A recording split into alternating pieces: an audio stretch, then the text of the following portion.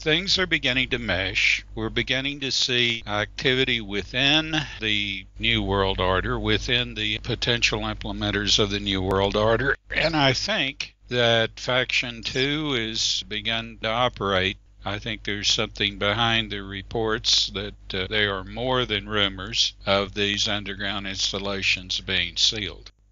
This video that is showing a number of the underground tunnels and a number of the underground facilities that are there is explaining to people, this is what your tax dollar built, and it's not for you. The FEMA camps are for you, and this is undeniable now.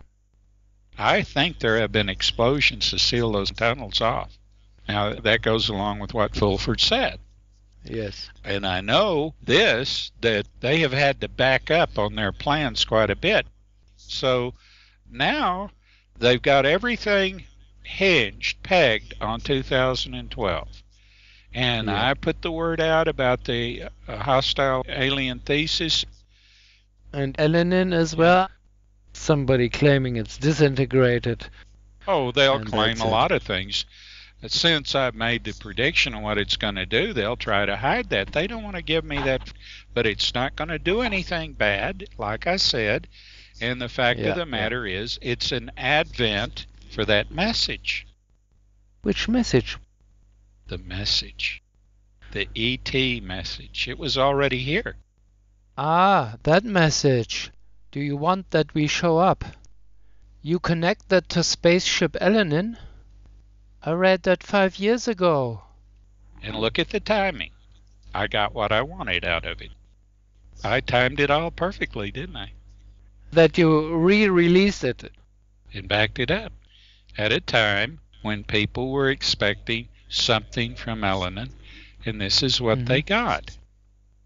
And this has been lying in the collective for a long time, this message. And it's been waiting for people to reach a point, like they may have with Elenin, at least it's helped them, where they can actually say to themselves, can it be true that there is something above us that cares about us and wants to help us? Yeah. Well, it takes a consensus. Now, it doesn't take a majority by any means, or even much more than a tiny minority, but it takes a consensus of awakened people, about the same percentage that can think metaphysically or can think in the erudite levels, people that should by now be awakened fully to the dilemma and that there is no hope without help. If the people of the world, the thoughtful people of the world, have come to a consensus that there is no hope without help, and that they are willing to accept the presence of vastly technologically superior people that can help them, they'll come. And how many of the populace would be enough to make a call? Much fewer than you might think. There's a magic number. You read your Bible? Sodom and Gomorrah.